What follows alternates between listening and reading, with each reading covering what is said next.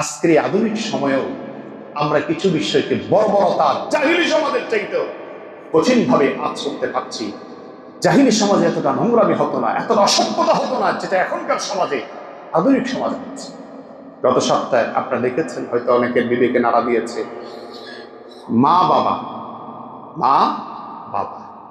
দুইজন মিলে নিজের ক্লাস 9-এর পড়ুয়া মেয়েকে ঘর থেকে নিয়ে প্রতিবেশীর উস্কানিতে, প্রতিবেশীর জমি দখল করার জন্য সেই জমিতে নিয়ে নিজের মা বাবা সন্তানকে কুপিয়ে কুপিয়ে হত্যা করেছে।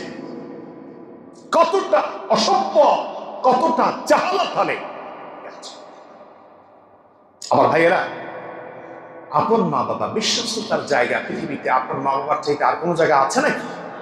এই আপন মা বাবা ঘুমন্ত মেয়েকে উঠায়া নিয়া আরেকজনের জমি দখল করার জন্য কি ফন্তা করছে যে ওই জমিতে নিয়ে তোমার মেয়েকে মারবা। ওই দুষ্ট সন্তান শয়তান চক্রান্ত দিয়েছে, ষড়যন্ত্র করেছে, ওই জমিতে নিয়ে তোমার মেয়েকে মাইরা এদের সবার নামে মামলা দিবা। তোমরা কোনো সময় স্বীকার করবে না তোমরা মেরেছ। পরে যখন ওই মহিলাকে ধরলো, যে পরামর্শ দিয়েছে তাকে ধরার পরে তাদেরকেও ধরলো, তারা স্বীকার করতে বাধ্য হয়েছে আমাদের মেয়েকে আমরা মেরেছি।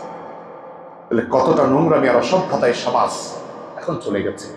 আমি মনে করি যারা এই সমস্ত কাজ করছে, বাবার হাতে মেয়ে খুন, মেয়ের হাতে বাবা খুন, বাবা মায়ের হাতে সন্তান খুন, এই সমাজকে যদি ভালো কিছু দিতে হয়, এদের প্রত্যেককে দৃষ্টান্তমূলক শাস্তি দিতে হবে। যদি না দেওয়া হয়, এই অসভ্যতার এই নোংরামি, এমনকি এরকম জাহালাতি মূর্খতার কাজ বন্ধ হবে না। কথা বলো ঠিক কিনা? এদের কঠিন শাস্তি পাবে। জনতার সম্মুখে এদেরকে ফাঁসি দেওয়া যাবে। কেন এই কাজ করেছে? আরেকজনকে ফাঁসানোর জন্য নিজের সন্তান হত্যা করে ফেলেছে। এটা কোন মা বাবা, কেমন মা বাবা? যাই হোক, কেন হচ্ছে বলি, সবকিছুর কারণ কিন্তু আমাদের কোরআন আমাদেরকে যে শিক্ষা দিয়েছে, শিক্ষার আলো থেকে আজ উম্মাহ দূরে সরে যাচ্ছি। আমাদের মধ্যে জাহালাত চলছে।